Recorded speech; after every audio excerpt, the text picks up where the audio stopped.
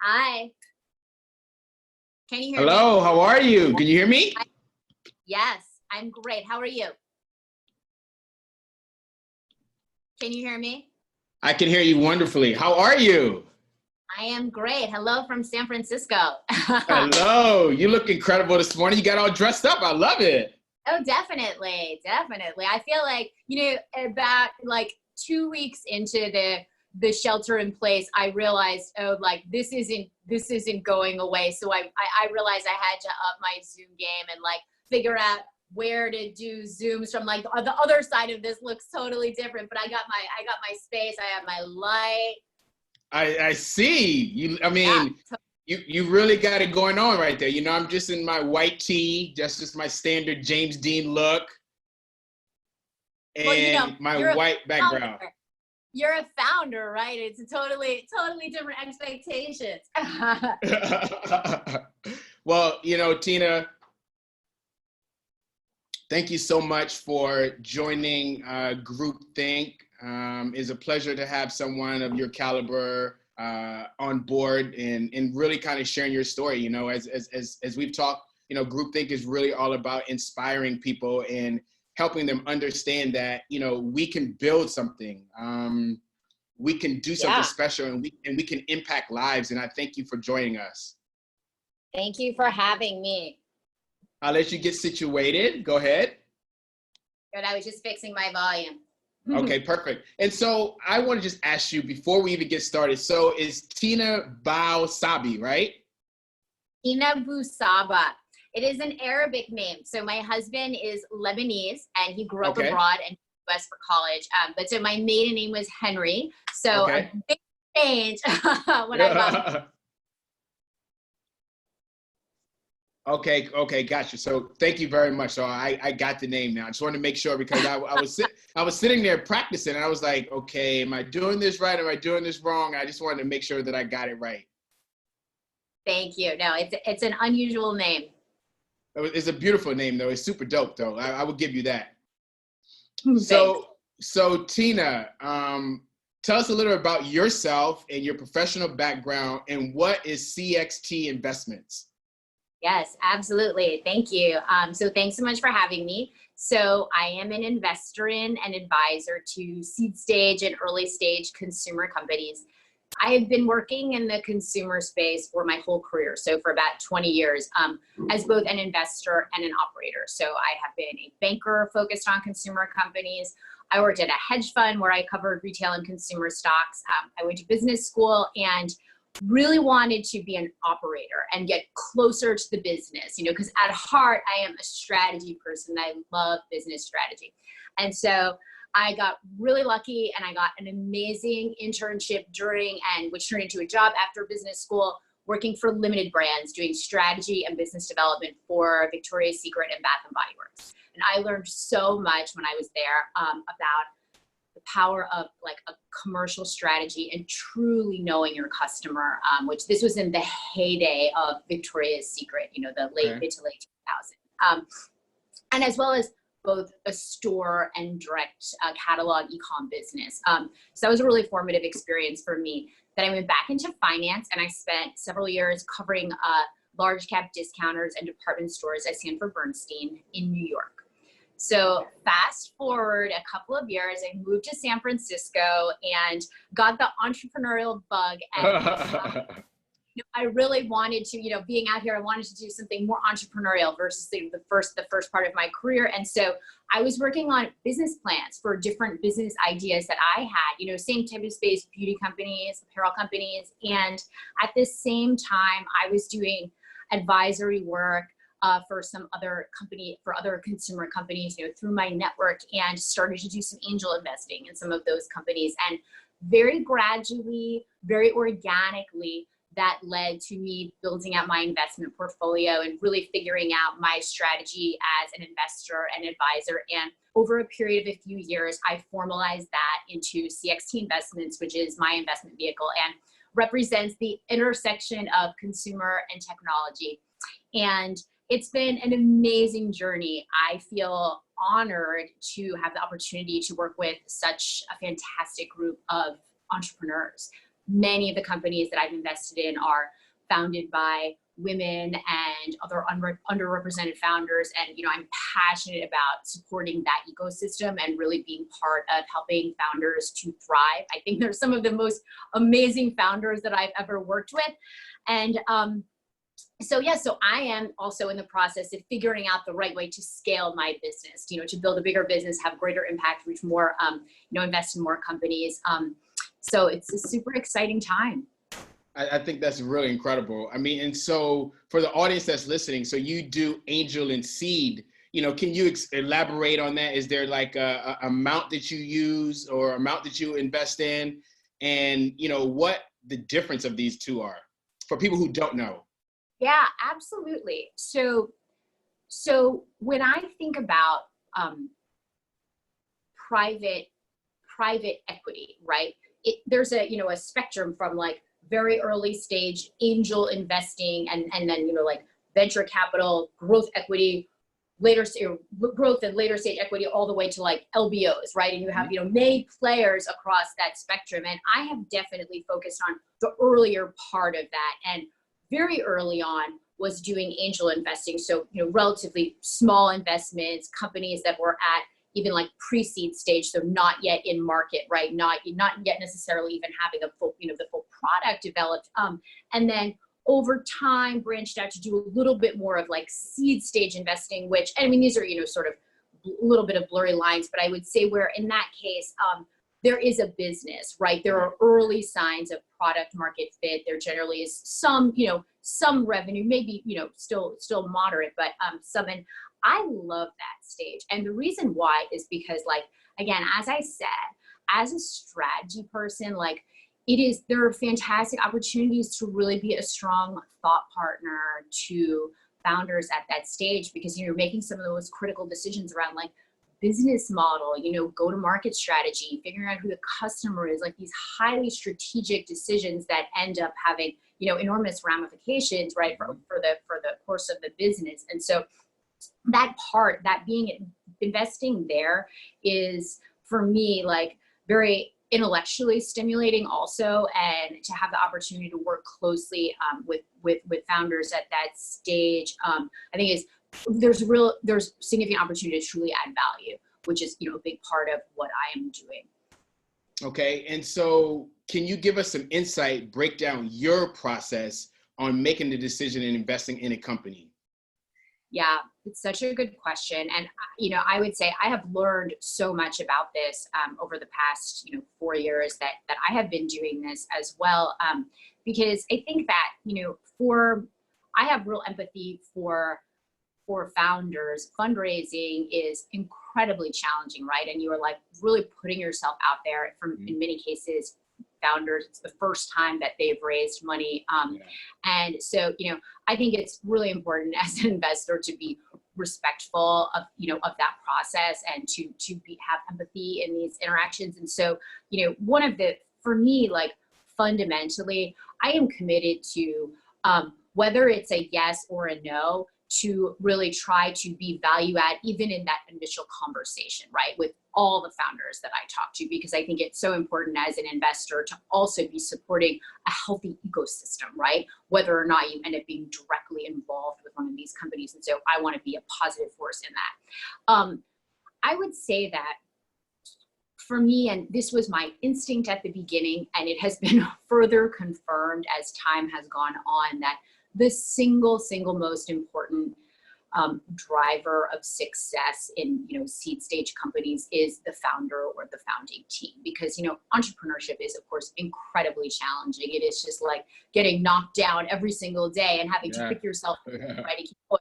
I mean, it's brutal, but at the same time phenomenally rewarding across many metrics. And I think that I have found that there are certain qualities that I would say that I look for in founders, right? The hustle, the resilience, the passion, domain expertise, I think is very important. That, also in people who can strike the balance between having a real sense of what their vision is, but are also open to feedback and to coaching, right? And to like learning along the way and making it necessary. And so, for me, spending time with founders and getting to know them and really understanding like how they're wired and, you know, how do they like to work is just such a critical part of the process. And I think first and foremost, that is the most important thing. Of course, you know, there are certain categories that I think are interesting. And, you know, I want to understand like, what are the unit economics of the business, right? What's the financial model? What are the key levers? You know, what is the margin structure? And, you know, what does the market look like? All of those sort of like business school, right? Like type of analysis. But, you know, I think most founders that I talk to, they have great ideas, right? And they have figured out, you know, what is the early stages, like what does this business model look like? And, you know, in categories like beauty, for example, really attractive margin structure, right? As you're starting with the phones. But I think that at the end of the day, these businesses early, they're so founder driven in my experience. Yeah, I couldn't agree more. It is the founder that drives this. And so at what point should a brand be looking for an investor? And, you know, and when they do look for an investor, how are you personally involved? Because you're so busy. You got a lot going on. Yeah, I love it though. I love it. Okay, so a couple of thoughts on that. I would say that, so let me say two things. One is around when is the right time to talk to investors, and then also zooming out and how I think about raising money in general.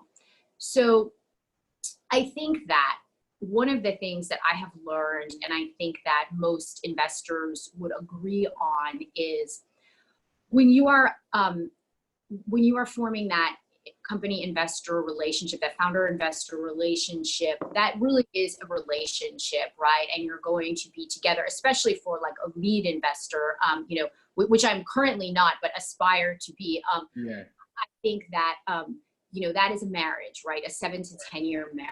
And so it's not a relationship that forms overnight. And so I think that it is really critical for founders to like start that process early, you know, and the reality is like one of the things that investors are most interested in seeing, in addition to getting to know you, is really seeing like the progress that you've made. You know, like you said you were going to do this over the next 6 months. Like, what did you do, right? And I always say to founders, like, show them what you've done. You know, like that's what's most important. Show, demonstrate. Because at the end of the day, like if you're building like a robust core business, like that will be attractive to investors who are interested in your space, you know? And so really forming those relationships, nurturing them, and teeing it up for when it's the actual like fundraise, I think is so critical, rather than like starting right when you need the money, you know? And so I definitely view it as a relationship. It's not a binary like yes, no on one given day. It's a lot more of like a getting to know you process. So I think that, so that's one piece of advice on that. The other thing I would say is I think that it's really important for companies to go through the exercise of like, why are we fundraising, right? Like what are the uses of the money that we're raising? Because it's not an ego game, right? It's like there is no winning because you raise the most money, especially with consumer facing businesses. Because I always say this to founders, I'm like, you know what? Your consumer, they don't care. They don't care about recipes. They don't care with the partners, right? They want to be surprised and delighted by your product and your brand and your community. So however you get there, it doesn't matter, you know? And so I think that, now, don't get me wrong, I firmly, you know, understand and appreciate the fact that like most founders don't have necessarily the personal resources to, and you know, to sort of indefinitely bootstrap their business, right? There will come a point where there's something really strong and compelling there, and then it's time to pour on the rocket fuel, right? To really drive it in business. But that the point of that is not to say, I want to prize and raise so much money. The point of that is to drive a robust underlying core business, right? And that is the reason why, you know, you're raising money. And so I think it's important for founders to have that honest conversation with themselves, really like, how much do I need to raise? And if I think about what is the end game of this business, is the way that I'm capitalizing it, the amounts and the partners that I'm bringing on, is that the right fit given what I'm viewing as the end game of the business? And are we all aligned on that? You know, so much of it is that alignment. And so that's something that I spent a lot of time talking to founders about, you know, having just observed the environment for a number of years. But I think it is critically important to really be crisp on that why. when you go out into the fundraising market. You know what? We could talk about this hours and hours upon hours and hours. I mean, I love this because, as you know, we're doing the same thing. So I understand this. And thank you so much for explaining to the audience and to the world, because, you know, people need to understand this. There are a lot of creatives right now that are creating and they want to know. So thank you for sharing that. You know, Yeah. You have this sick quote that I love. It says, "I'm endlessly fascinated by consumer behavior and love working with young companies that are disrupting legacy business models and tackling underserved markets or creating altogether new ones." When you speak about tackling underserved markets, elaborate on that, please. Okay, so thank you. I love that quote. Thank you. Yeah, I know there's a lot in there. Okay, so I think that it's so interesting because I feel like even over time, we have underserved markets become served markets, right? And so, but I think that a really entrepreneurs who have that eye for like, where is their white space, you know, like that is magical, right? Because I think that let's take, you know, the beauty business, for example, it is, of course, it is, you know, on the face of it, a very crowded space, right? Many companies, a proliferation of new companies. However, there are still really interesting white space opportunities, you know, within that, right? And I think it's like founders who, in many cases, coming from a place of personal need, are seeing that, right? And like really with an approach that's driven by empathy, right? And their own experience with the space are identifying a particular need that hasn't been well served. I think also, and you know, this really circles back to like why it's, from my perspective, it is both a personally important and also a, you know, a business decision to be focused on working with talented founders who don't necessarily come from a traditional like venture capital founder background, because those are the consumers of so many of these products and services, right? I mean, it is absolutely not like a monolithic culture where, you know, one group is driving consumption. That is quite the opposite, you know. I mean, you know, women are making something like 70% of household related consumption decisions. So, you know, and so these are the end consumers of the business. And so I think that those individuals are best positioned to really see like, where are those needs that are being unmet by current products or services in the marketplace? Okay. And so as we dive a little deeper, what about the beauty and healthcare category keeps your fire going? I mean, like I can just hear the fire in you. Like you're just like, you know, as my mentor says, you have to be obsessed with something, and you are fucking obsessed. I can feel it. Definitely. I absolutely am. Okay. So a couple of things. So beauty, well, let me back up. So zooming out, one of the things that has been most interesting to me to observe over the past, like, let's say 5 years or so, and accelerating now, is this convergence of beauty, health, and wellness, right? Mm-hmm. Because going back like a decade, you know, beauty was a lot more about like makeup, you know, and I think beauty tended to be more associated with like the fashion world, you know, and now I would argue that they have like decoupled in the sense that from my perspective, like fashion is very much influenced by like the streetwear and music, sports, right? And you have this like amazing thing happening over there, whereas beauty is a lot more connected to this health and wellness and the idea of beauty from the inside out, you know, and we certainly see that with the strength of categories like skincare and ingestibles, right? Which are reflecting, you know, a beauty much beyond makeup, you know, not skin. So that has been a very interesting trend to observe. And I think that there have been certainly many companies that have leveraged that into building, you know, really successful beauty businesses, but not what you would have thought of as a beauty business necessarily in 2002. So that trend, I think there's still, you know, that has so much more legs, because I think we're still like at the beginning of this like health and wellness trend. Yes. And as we think about an individual-led approach to health as opposed to an institutional-led approach to health. And I would argue that like the coronavirus crisis is accelerating that, you know, and I think that there will be really interesting opportunities from this around an individual-led approach to health that are driven by the experience that we're all having now. So that piece of it, I think, and, you know, speaking to like white space, right, and opportunities going forward is extremely compelling to me. The other thing I would say is that, you know, from a categorical perspective, you know, beauty has, as a category, has grown faster than GDP for like decades, right? Yeah. Does well in recessions. It's a high margin category, even though customer loyalty today doesn't mean what it did 20 years ago. You do still have customer loyalty in the beauty categories in a way that you don't in many other consumer categories. I think, you know, you have repeat purchase behavior, the potential for subscriptions, you know, depending on what. And so there are a lot of like underlying fundamentals that make it a structurally attractive category. And then the other piece of it that I would say, and I suppose this is part of the like self-care trend, is beauty done the right way.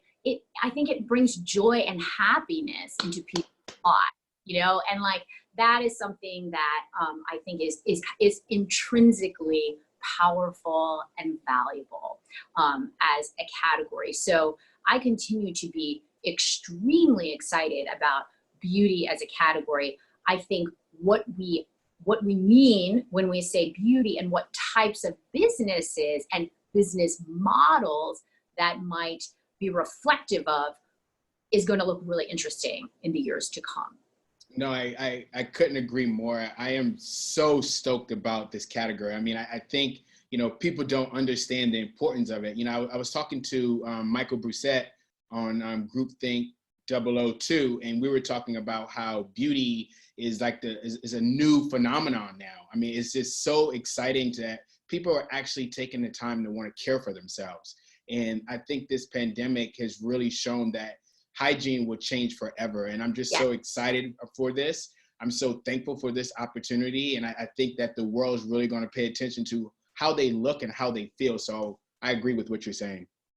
Absolutely. I think the other piece of it that I didn't mention, which I think has been really important, is the role of social media in driving growth in the beauty category. You know, and again, it's been interesting, you know, to see, because of course, there are the product sales that are driven by makeup YouTubers and influencers are astronomical, right? It's amazing, you know, makeup tutorials and things.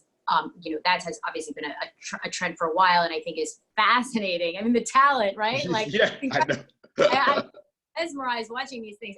But I also think, though, that we see like a broader view of beauty, like whether it's people more broadly sharing like wellness routines or you know, healthy living routines, which I think is now like falling into this, you know, beauty, so to speak, category. And so I think that's a powerful trend. And as you say, I think we'll continue to see more of that. And I think that from a business perspective, like something that is extremely interesting to me are opportunities of the type that you mentioned. So inclusive of, let's say, hygiene, and then, you know, certainly digital health, and thinking through like, you know, the how the shift that we're seeing there. And then, you know, ongoing opportunities in, I think, categories like skincare and ingestible beauty, you know, supplements, things like that.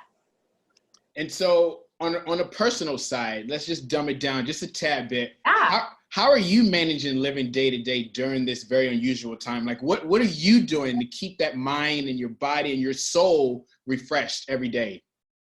You know, this is a challenge. So yes, on the personal side, I have 3 children who are in elementary school. Wow. And so that has, you know, my husband and I are both working from home in like carved out separate areas in our house to work, because we're both like on the phone and on Zoom all day long. So that has been a challenge. And so supervising the kids online school is an adventure. And I know every parent is doing it. So we're like all in the same boat. And frankly, I think that the shared humanity that is being driven by this experience. It is humbling, but it is also really powerful.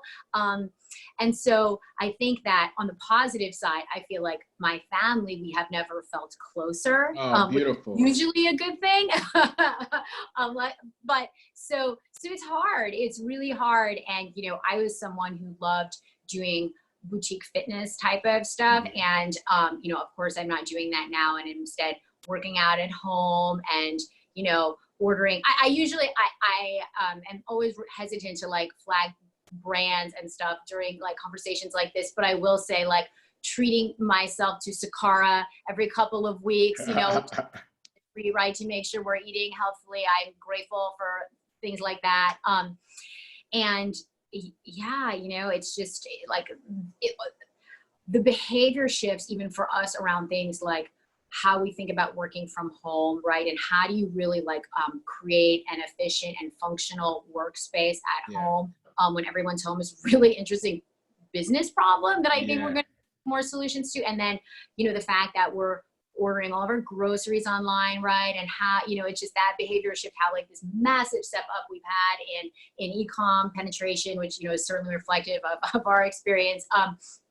So that has all been really interesting to me. And the last thing I would say is, like, I have found great solace in the conversations that I've had with friends and relatives where we've done Zooms and we hadn't ever communicated in that way before. And we've kept up and, you know, and gotten together much more frequently than we ever had, you know, prior to this pandemic. So that has really been a silver lining. And I think that we will all be, you know, I'm hopeful, really all that more grateful for the relationships that we have, and how we nurture those even when we're back to something that is a little bit more normal. Yeah, you know, I want to say it's 8:27 in the morning for you, and your energy is just so off the charts. I mean, like, blessings to you with 3 kids and a husband and confined. I mean, how much wine are you drinking per week? Gosh, that really is a good question, because I think that I do love drinking wine, yeah. It's so funny that you asked that, because I feel like we're all like thinking like, oh, you know, maybe I shouldn't be drinking so much wine. I think that, you know, keeping oneself to like a regular schedule of like getting up early and, you know, starting work early and working out and making sure you check the kids' homework and all this, like, it keeps some degree of discipline, you know, in the day to day. But nonetheless, I have really had a funny time with friends, like sending around some of those, like, you know, Instagram things where it's like coffee to wine, you know, like this. We're all in it together, right? We are. We're totally all into it together. I mean, your energy. Thank you very much. Let's get this party started. Let's keep going. I love it. Yeah, amazing. And so once this world opens back up, how do you see your business changing?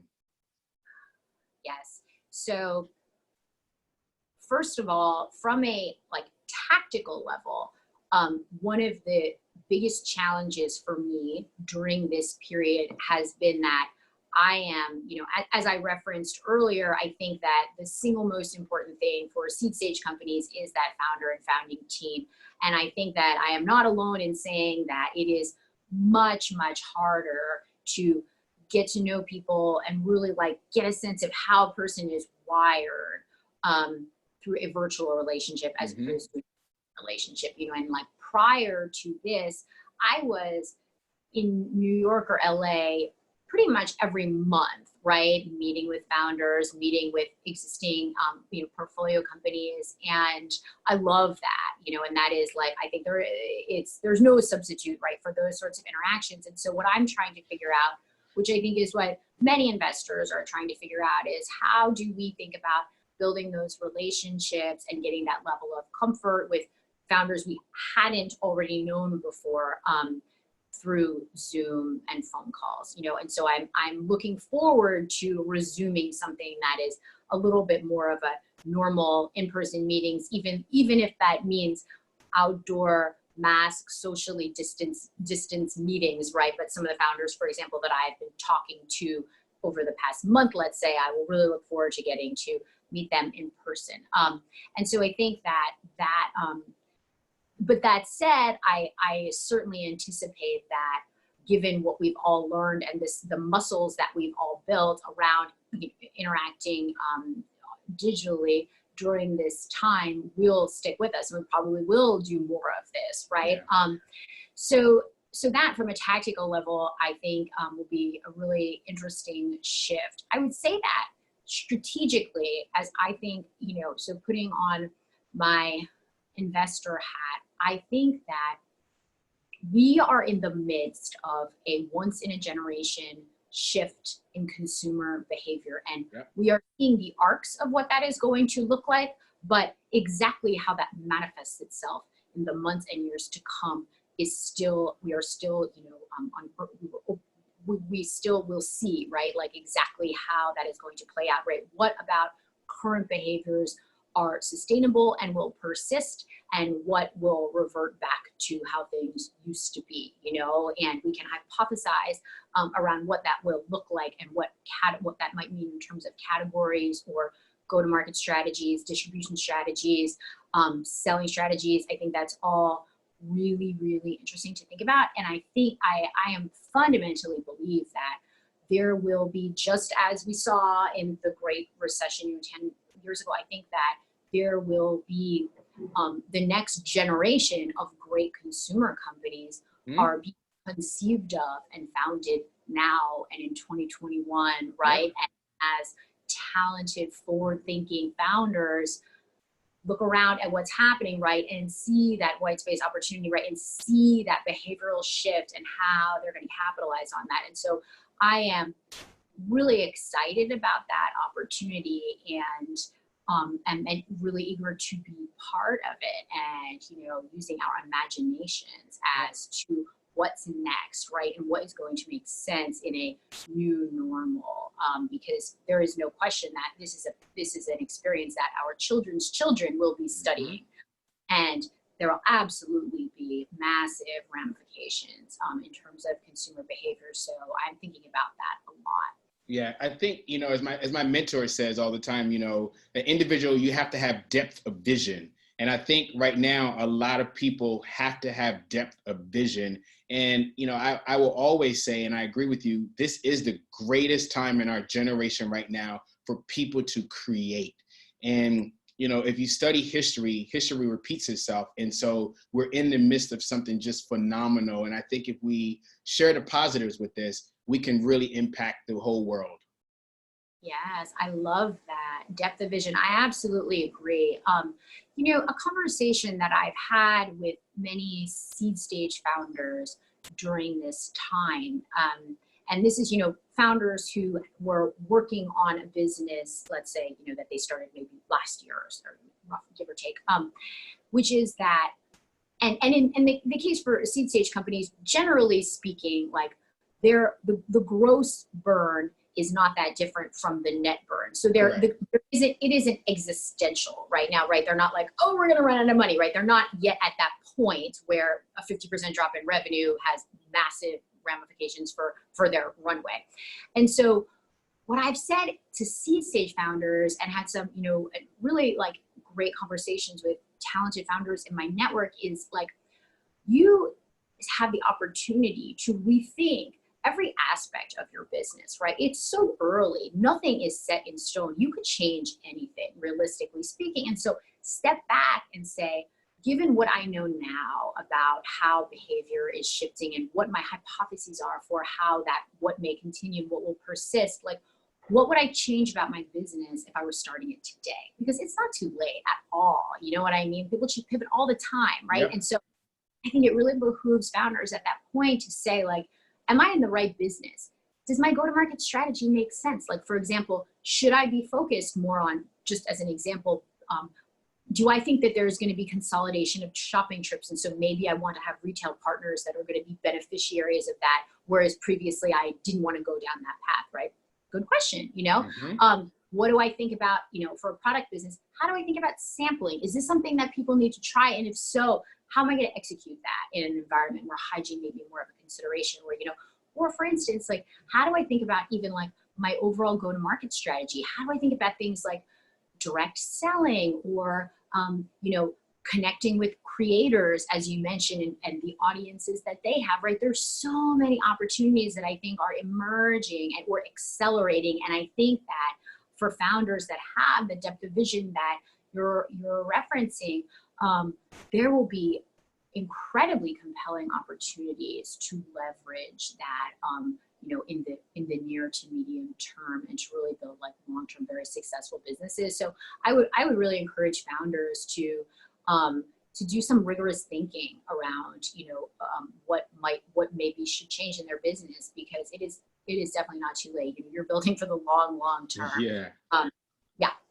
And so, all the founders that you work with, you know, and I know you just said you know, once a month you're in New York or LA, but now you're doing Zoom calls. Are you actively having conversations, and how often? And are some of the founders you're working with, are they panicking right now? Yeah, so they're not panicking. And so, but you know, this is an interesting thing. So I did a little project last year where, just at a high level, I was curious how I was spending my time. And so roughly speaking, like over, you know, this is over like weeks and months, not necessarily any given day, but I was approximately spending about a third of my time working with portfolio companies, a third of my time talking to potential investments, right, and evaluating potential investments, and then the other third talking to other players in the ecosystem, right? So, you know, other investors or friends at marketing agencies, lawyers, things like that. And however, for the first month or so of this pandemic, when we're all sheltered in place, you know, I spent the vast majority of my time talking to founders in my portfolio, right? And really like being not, you know, I don't have any more crystal ball than they do for sure, but just being like a thought partner as you think about like, okay, how is your business being impacted by this? And in some cases, there's luck of the draw. Some categories have benefited, right? Some retail partners have benefited and some haven't. And that is what it is, right? That is totally luck of the draw, or what stage you're in, right? Companies that are like Series A, Series B stage, in many cases, if they are taking a hit related to, you know, the coronavirus, then thinking through like, what are the implications for the cost structure of the business, right? And do changes need to be made? And then for seed stage companies, as I mentioned before, really thinking through like, what business am I in? And am I in the right one, right? And do my plans still make sense? And so that was, you know, from my perspective, again, as a strategist, like that is like the best way to spend time, right, during a period like that, is to be as helpful as possible as founders figure out what are the implications for their business.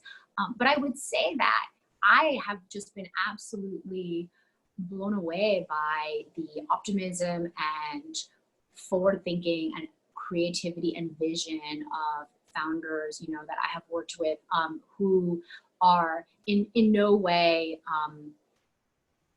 you know, overly like dejected by this, right? Whether they're being negatively impacted or positively impacted, but instead really keeping their long-term vision, you know, holding steadfast to that. And so that has been like really inspiring for me to see. Yeah. And I'm grateful to be, you know, part of that.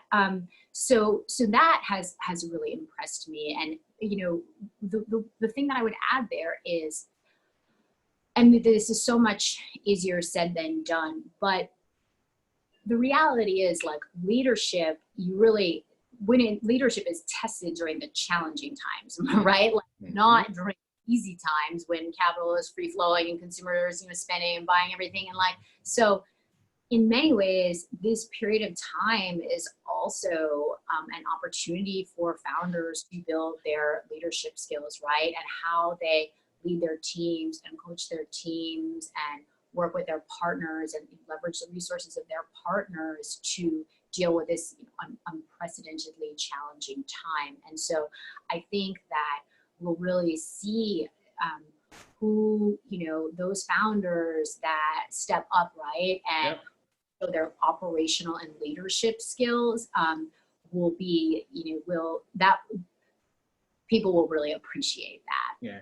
You spoke on two things that I'm very passionate about, and is time management and leadership. And I think, through this process, the amount of people that have wasted time during this whole pandemic, because I know my mentor, he always says, you have 24 hours in a day, and 8 hours, most people sleep. The other 8 hours, everyone is at work. And those famous last 8 hours, how are you using that time? How are you using that? Are you using that time to better yourself, your family? And most people, as he says, they squander the time. And my mentor, his name is Leon Calvera. He's one of the chairman at Citigroup. And he always says most people squander 24 hours of the day because they sit and watch boring, endless, dry TV and various things. But this pandemic is teaching us that we can utilize this time in the right way to be great.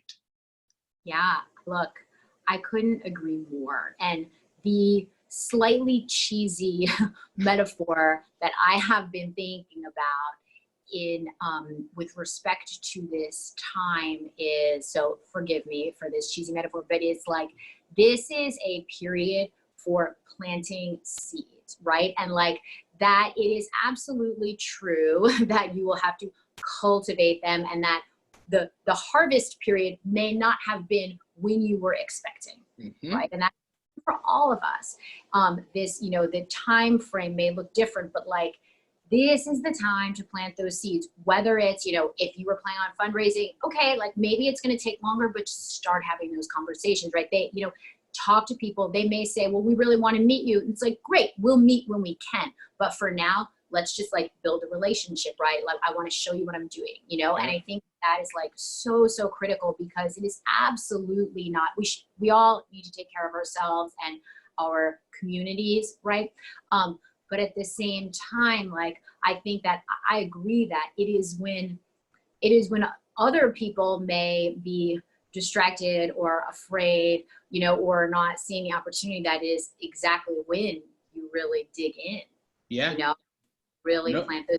So I would absolutely encourage founders to, take your advice and think about how you're spending this time. I'll give an example, which is, I think that for many seed stage brands that, this year was going to be, like, let's say you're a health and wellness brand, right?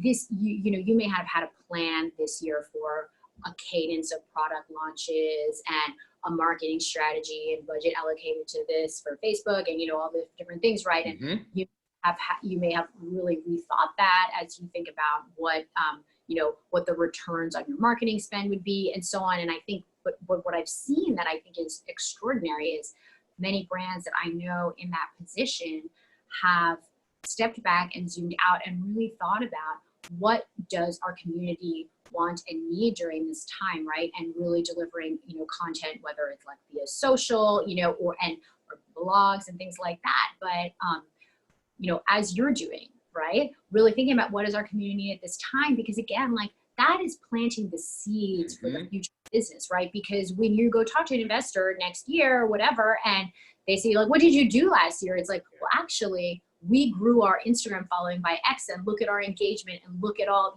look at this circle of awesomeness that we built, right? And like, that is the funnel that you're ultimately driving. You're building that out right now. And maybe, again, conversion may take longer or not, right, than you had anticipated, but like, that's the bones of a really strong, like, fundamentally strong business that is being built right now. So that's the way that I would think about it.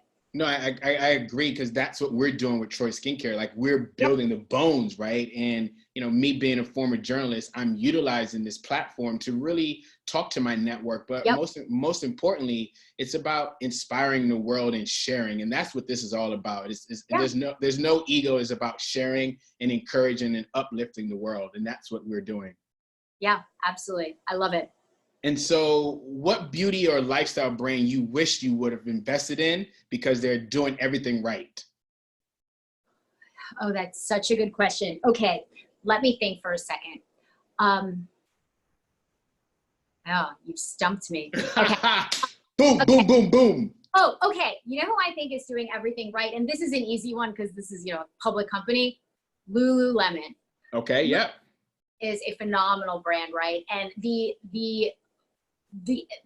comps are saying, I mean, over, just, it is amazing to me the period over which Lululemon has just driven just strong sales growth on top of strong sales growth on top, right? And it is, driven by certainly like category extensions like into men's and stuff, but having this incredibly strong underlying product innovation, right?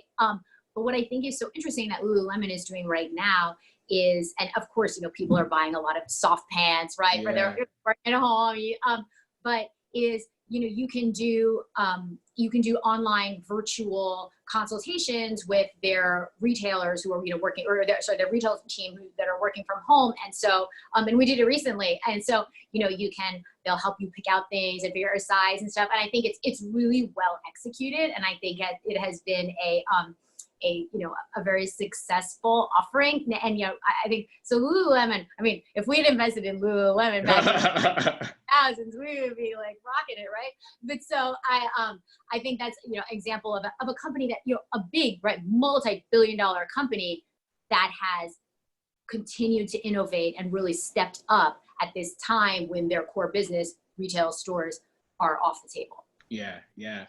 I'm working on getting Calvin on groupTHINK. So let's yes. I love him. He's a dope guy.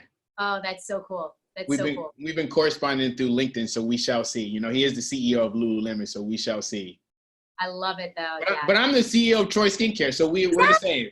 Exactly. Yeah, but okay, here's another thing. So I have been so impressed during the pandemic, right, by how generally supportive members of the broader consumer community have been of each other, right? Whether it is groups of, brand leaders that typically are competitors working together to think through solutions, how are we going to approach sampling context, like things, to solve actual problems, or how are we thinking about our supply chain right now?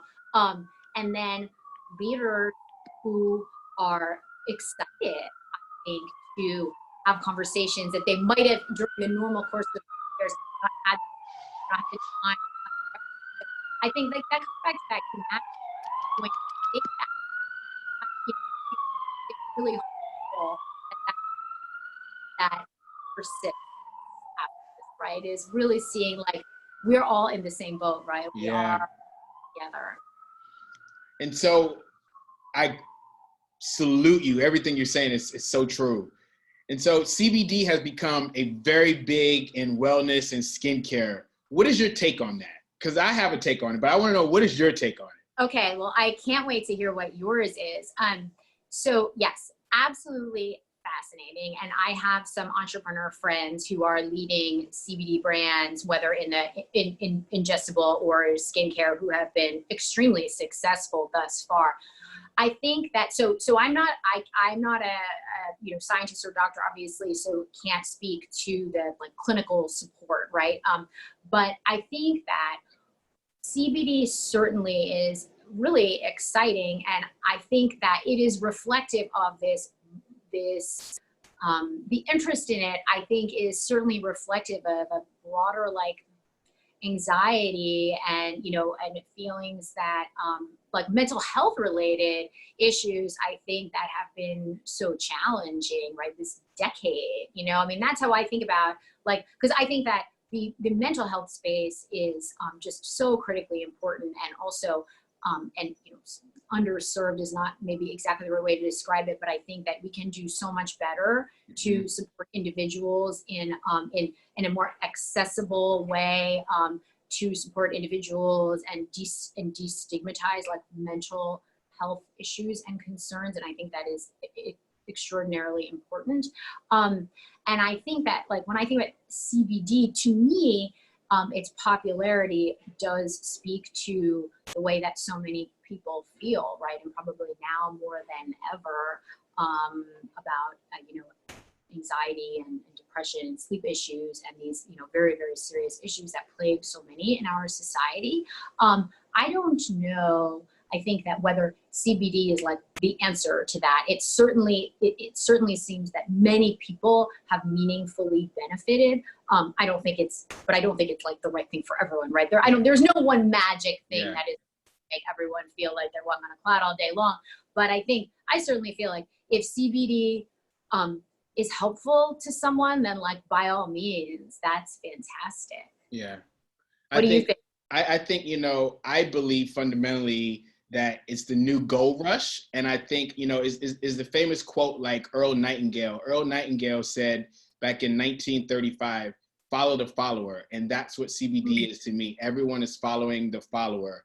And I think that there would be maybe one or two brands that really reach that pinnacle. And I think everyone else is just going to follow the follower. And that's my take on CBD in skincare.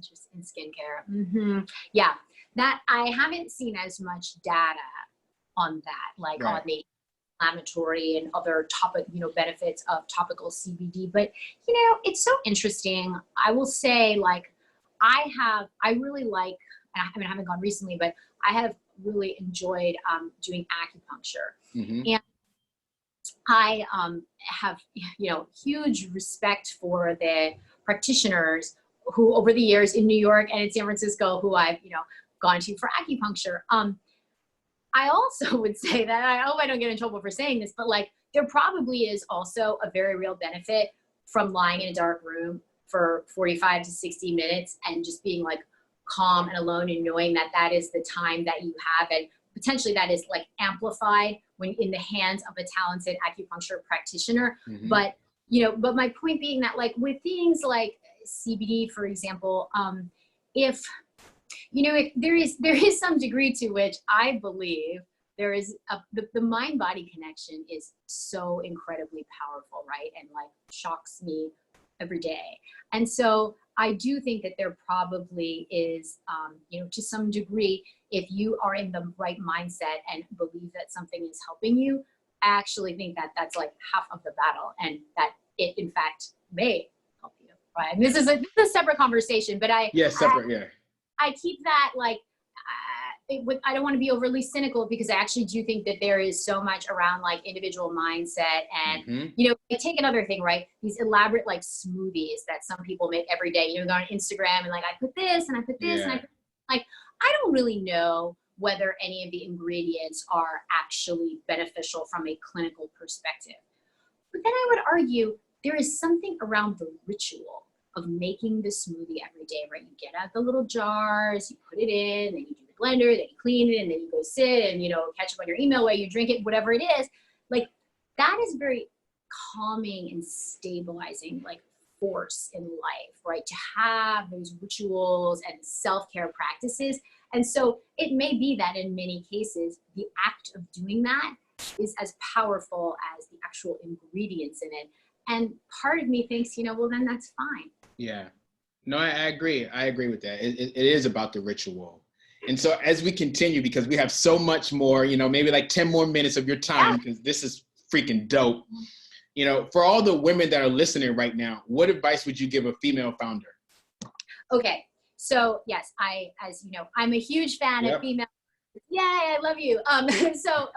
So I definitely think like it would be crazy if I were to say like, no, it's the same for female and male founders. It totally is not, right? And like, it is not fair. And I have absolutely been in many situations where I have seen investors meet with female founders and male founders and ask completely different questions of female founders than of male founders, right? And there's all sorts of studies around this, right? Of trying to establish risk aversion versus aggressiveness, and basic capabilities versus vision, and so that it is there. We have, and these are, and let me just say, these are like, this is, in these cases, it's unconscious bias, right? It's not even deliberately trying to, undermine. And so that is extremely concerning to me, and I find it deeply, deeply problematic. And I think that we need to have like so many more female founders and women writing checks, right, and much bigger checks, I think is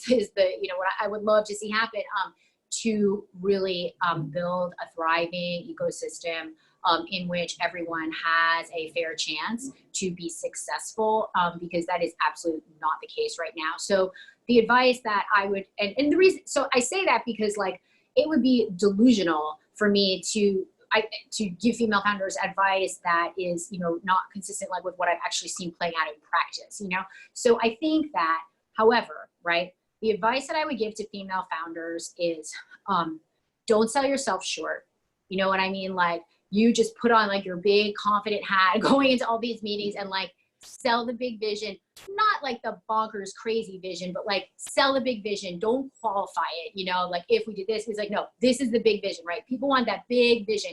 And then also like know your numbers cold. You know, I think it's really important to demonstrate an extremely robust grasp of your business model and your market size and the fundamental underlying economics of the business, because like that is ultimately, you cannot ignore good businesses, right?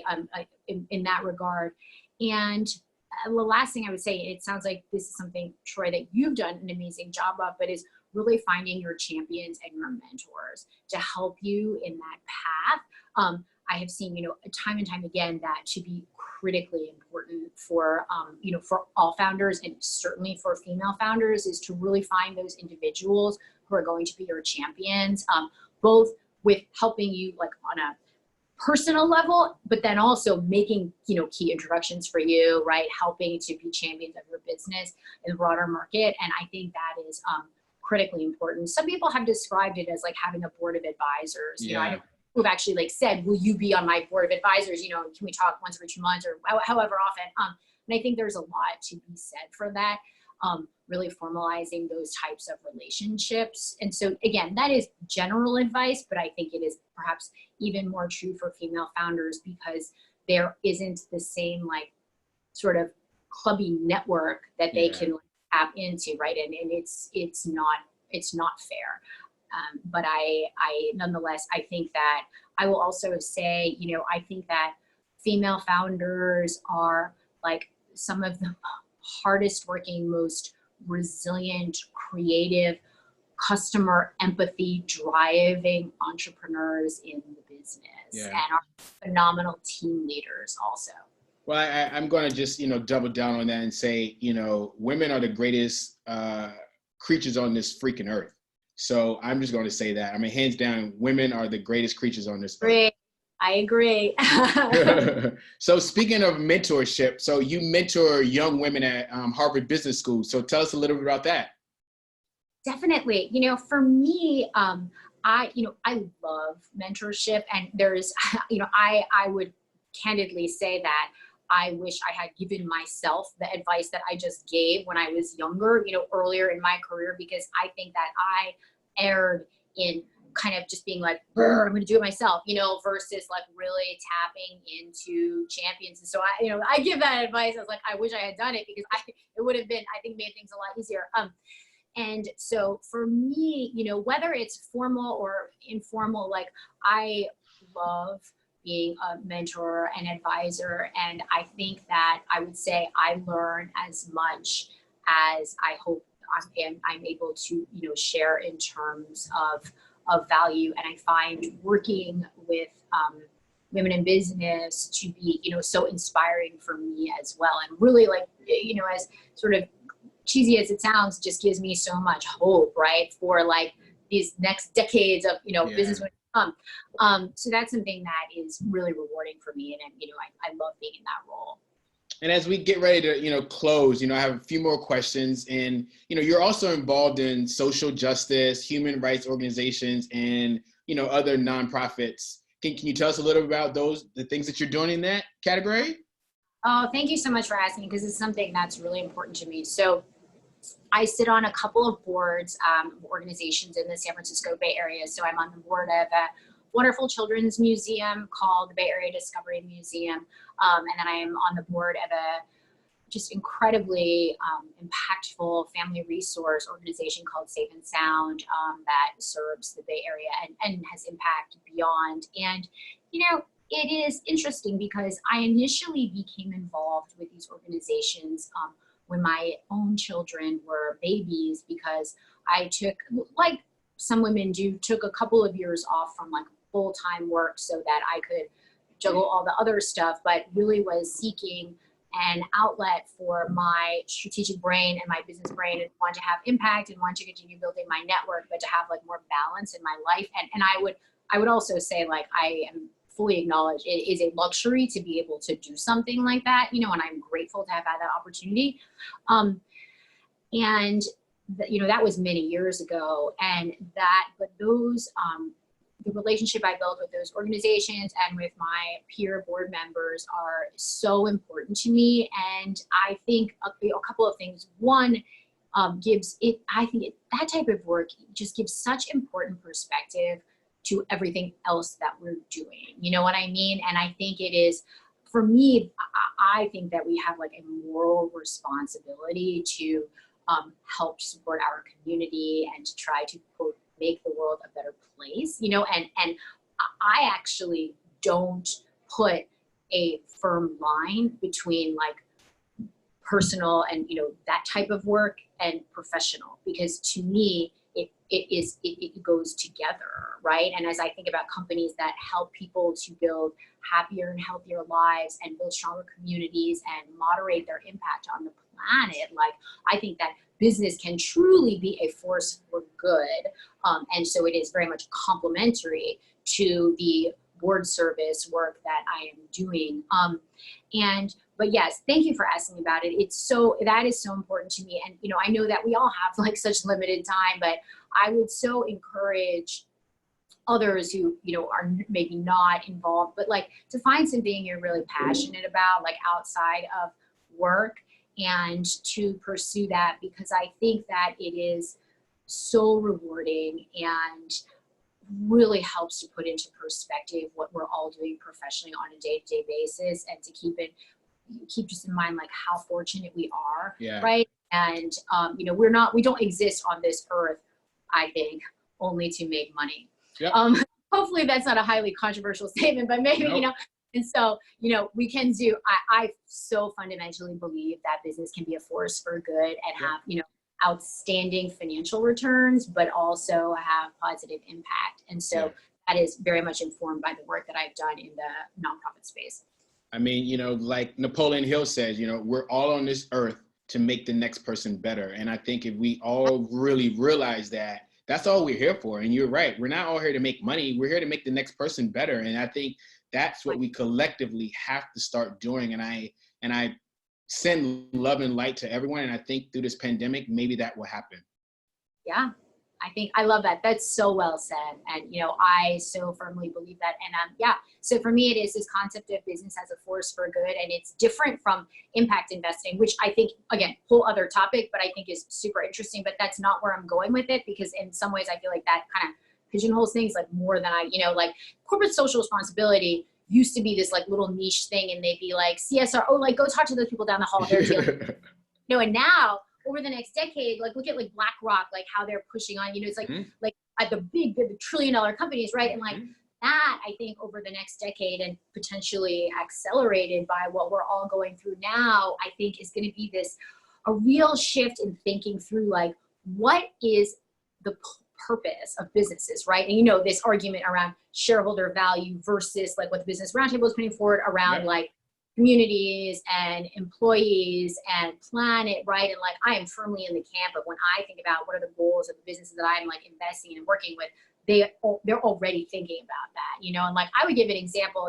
for many years I covered Costco when I was an analyst, and like Costco is one of just the best retail companies ever, right? It is a business model that just kicks ass, right? Facts. And it just crushes it.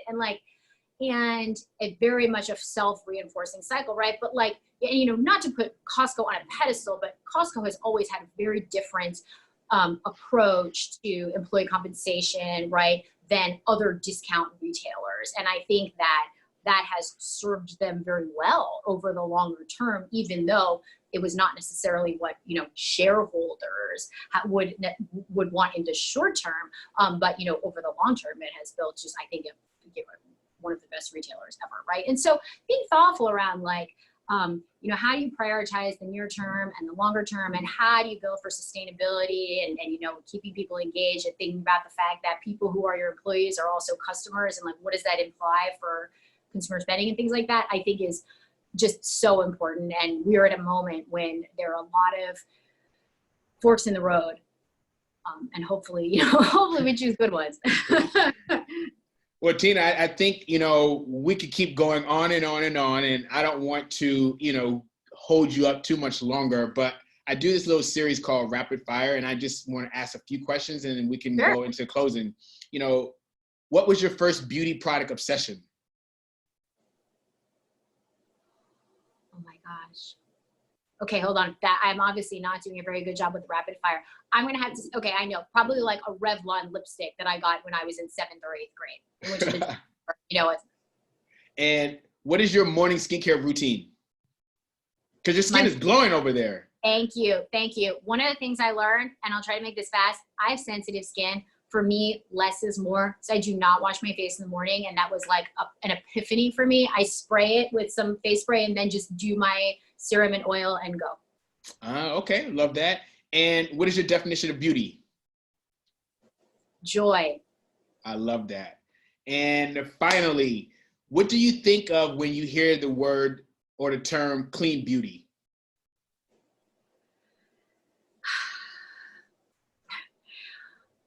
Clean beauty means so many different things. For me, it is a combination of ingredients and not causing harm, but also I think evolving to be more inclusive of sustainability and how we think about packaging, right, and the overall life cycle of products and the impact that they have on the planet, you know, and how we think about packaging, things like that, and shipping. Like so for me, it's a lot broader than just an ingredient story.